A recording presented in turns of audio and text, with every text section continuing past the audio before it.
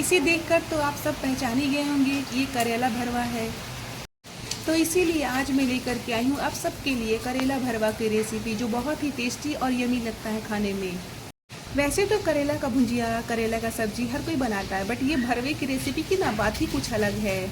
मैं ले रही हूँ आधा किलो करेला मेजरमेंट के हिसाब से। तो सबसे पहले ना करेले का आगे पीछे का डंठल निकाल लेंगे और उसे दो भाग में कट कर लेंगे, बिल्कुल इस तरह से। अब उसके अंदर का जो भी मिश्रण और बीज है ना, उसके अलग से निकाल करके साइड में रख देंगे। इसे फेंकना नहीं है, आगे मैं बताऊंगी इसका क्या करना है। और अब हम अपने कटे हुए सारे करेले को लेकर के अच्छे से धो लेंगे।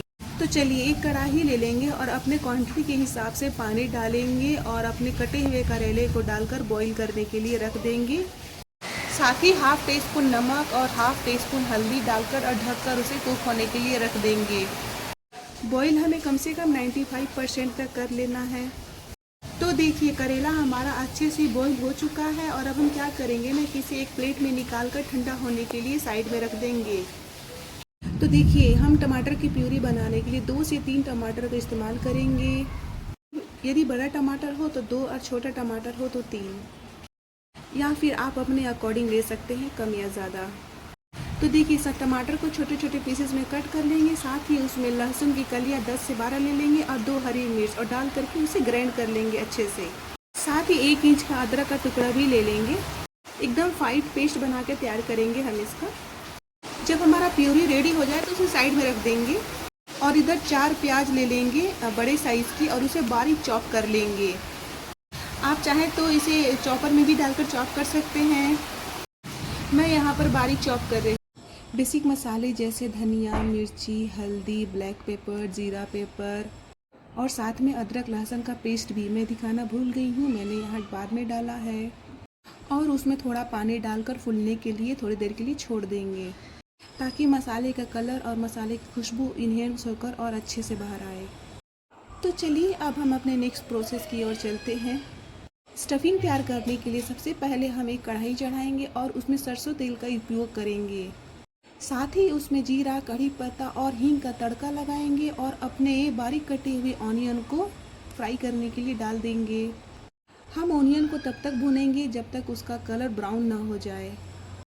तो देखिए अगर आपके पास कटिंग चॉपिंग के लिए टाइम ना होना तो आप इसका पेस्ट भी तैयार कर सकते हैं, या फिर आप उसे चॉपर मशीन में डाल के चॉप भी कर सकते हैं, जिससे कुकिंग करना आपके लिए और भी आसान हो जाएगा। यहाँ पर हम थोड़ा सा नमक डाल देंगे ताकि प्याज अच्छे से गल जाए और सॉफ्ट भी हो जाए। जब हमारा प्याज अच्छे से भून जाए ना, तब हम उसे अपने करेले से जो निकाला था ना, वो उसमें डालकर भून लेंगे। साथ ही थोड़ा नमक डालेंगे और आप चाहें तो इसमें से जो बीज निकलता है ना, वो आप बीज निकाल सकते हैं, बट इसमें से निकल नहीं रहा था इसलिए मैंने नहीं निकाला। जब ये फ्राई करते टाइम अलग हो जाएंगे ना, तो मैं इसे बाद में निकाल लूँगी। ये अच्छे से भुन जाए और सॉफ्ट हो जाए तो क्या करेंगे ना, तो कि थोड़ा सा नमक का इस्तेमाल हम यहाँ कर लेंगे। अभी इसी स्टेज पर क्या करेंगे ना कि जब हमारा मिश्रण अच्छे से भुन जाए तो जो मसाला हमने भिगो कर रखा था ना, उस मसाले को यहाँ पर हम डाल देंगे और उसे अच्छे से भून लेंगे पानी डाल करके। ध्यान रहे मसाला को फ्राई करते टाइम हमेशा चलाते रहें, थोड़ी थोड़ी देर फिर मसाले को जलने ना दें। तो देखिए मसाला हमारा अच्छे से भून चुका है और इसमें से तेल रिलीज़ भी हो गया है। तो अब क्या करेंगे ना कि जो हमने टमाटर की प्यूरी बना कर रखी थी ना, वो इसमें हम डाल देंगे। डालने के बाद इसे भी हम अच्छी तरह से चलाते हुए भून लेंगे ताकि टमाटर का टेस्ट ना आए। जो मसाला अच्छे से भून जाता है ना, तो उस सब्ज़ी का टेस्ट ही कुछ और होता है, उस मसाले का ही टेस्ट चेंज हो जाता है, कलर भी। देखिए खाने के बाद टेस्ट का पता तो चलता ही है, लेकिन जब मसाला हमारा अच्छे से भुना हुआ होता है ना, तो उसकी खुशबू से ही लोग पहचान जाते हैं कि कुछ नया बन रहा है। यहाँ पर मसाला को भूनने के लिए पानी की ज़रूरत नहीं है, क्योंकि प्यूरी। तो देखिए हमारा मसाला अच्छे से भुन चुका है और इसमें से तेल भी रिलीज़ हो गया है। तो अब क्या करेंगे ना कि इसमें हम वाइट वाली सफ़ेद तेल को भून लेंगे और उसे इसमें डाल करके मिक्स कर लेंगे। इसको डालने से ना इसमें खुशबू ना सोंध टाइप की आती है, तो बहुत ही टेस्टी लगता है खाने में भी। अगर आपके पास ये नहीं है तो आप सूखे नारियल का या फिर बादाम का भी इस्तेमाल कर सकते हैं, ड्राई रोस्ट करके। अब हमारा स्टफिंग अच्छे से रेडी हो चुका है। तब क्या करेंगे ना, एक एक करेला उठाएंगे और पानी अच्छे से स्क्वीज़ कर देंगे।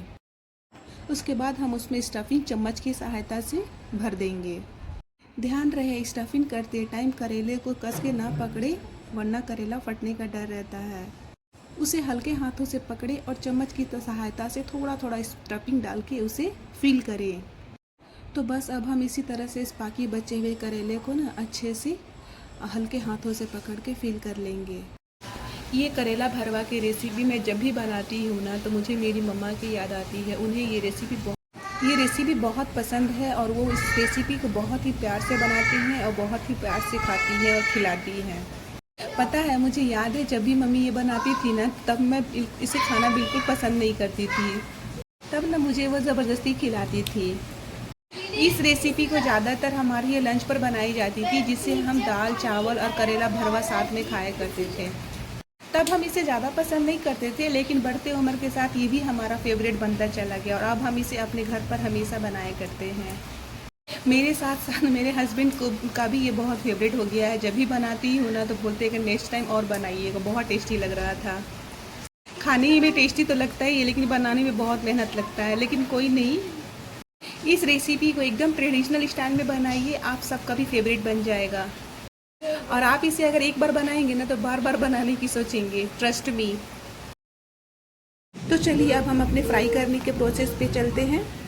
तो हमारे कहने से एक बार इस ट्रेडिशनल तरीक़ों से बनाकर ट्राई कीजिए। और अब हम इसे फ्राई करेंगे। एक तवा लेंगे और उसमें कुकिंग ऑयल डालेंगे। आप कोई सा भी तेल का इस्तेमाल कर सकते हैं, मैं यहाँ पे सरसों के तेल का इस्तेमाल कर रही हूँ। और अब आप अपने सारे स्टफ़ किए हुए भरवे को बारी बारी से डाल देंगे और उलट पुलट कर इसे सेक लेंगे।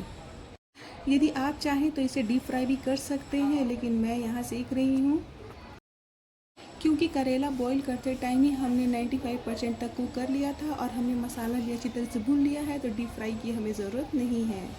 तो देखिए, बाकी बचे हुए भरवे को भी हम अच्छी तरह से उलट पुलट कर सेक लेंगे। अगर आप तवे पर रोस्ट कर रहे हैं और आपको लग रहा है कि तेल कम है तो आप दोबारा से थोड़ा तेल डाल सकते हैं और साथ ही उसको रोस्ट कर सकते हैं। तो देखिए, तैयार है हमारा यम्मी सा दिखने वाला करेले का भरवा। इसे देखकर कोई नहीं कहेगा था कि मैंने इसे डीप फ्राई नहीं किया है। अगर हमारा करेले का भरवा आपको अच्छा लगा हो तो एक बार ज़रूर बना के ट्राई करें और कमेंट में ज़रूर बताएं। हमें आपके कमेंट का इंतज़ार रहेगा नेक्स्ट वीडियो बनाने के लिए। Thank you, bye bye.